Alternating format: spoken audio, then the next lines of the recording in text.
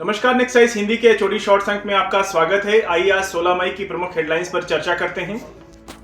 भारत में आईफोन न बनाए एप्पल, ट्रंप ने कहा। और सरकार ने कहा कि निवेश योजनाएं बरकरार रहेंगी। अमेरिकी राष्ट्रपति का दावा, भारत ने हमारी वस्तुओं पर से शुल्क हटाने की पेशकश की है। ये आर्टिकल पढ़िएगा।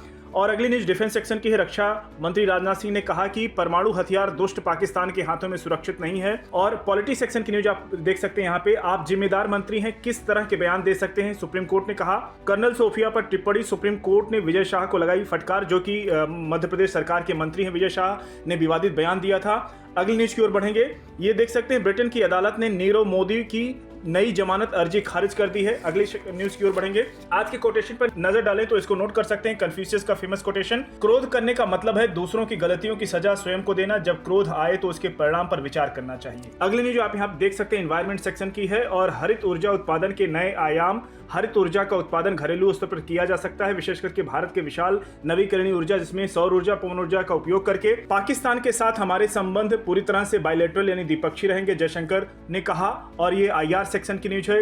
कहा कि अब कोई भी बातचीत केवल आतंकवाद पर ही होगी। अगली न्यूज यहाँ पॉलिटिक्स सेक्शन की है। और विधेयकों को लेकर क्या सुप्रीम कोर्ट तय कर सकता है समय सीमा, राष्ट्रपति ने कहा। राष्ट्रपति द्रौपदी मुर्मू ने 5 पन्नों में सुप्रीम कोर्ट से 14 प्रश्न पूछे।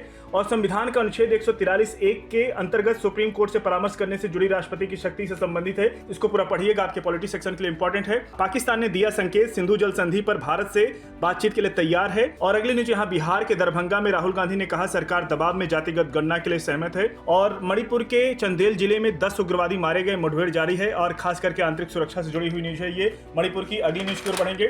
भारत में कच्चे तेल की डिमांड 2025 में चीन की तुलना में डबल होगी। और ये ऐसा कहना है तेल उत्पादक देशों के संगठन ओपेक का। इसको पढ़िएगा। अप्रैल के महीने में भारत की बेरोजगारी दर 5.1% पर रही है। और इसको पढ़िएगा। अहिंसक का संरक्षक है बुद्ध का भारत, गजेंद्र शेखावत ने कहा है। और ये एनवायरमेंट सेक्शन की न्यूज है, इसको देख सकते हैं। वन्यजीव के ऊपर पहली बार दिसंबर 2024 में हुई थी चर्चा। वीरांगना दुर्गावती बाघ अभ्यारण्य में बसाए जा सकते हैं चीते। चीतों के संरक्षण के तरीके भारत से सीखना चाहता है ईरान। यहाँ पे देख सकते हैं, संयुक्त राष्ट्र के अधिकारियों से मिला भारतीय प्रतिनिधिमंडल। और टीआरएफ को आतंकी सूची में शामिल कराने के प्रयास तेज कर दिया है भारत सरकार ने।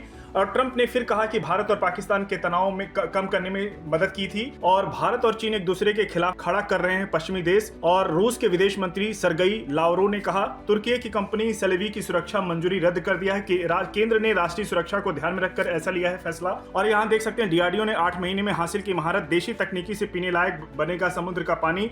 आत्मनिर्भर भारत की दिशा में एक और बड़ा कदम है। तो साथियों, आज के एचओडी शॉर्ट्स अंक को यहीं पे समाप्त करते हैं। धन्यवाद।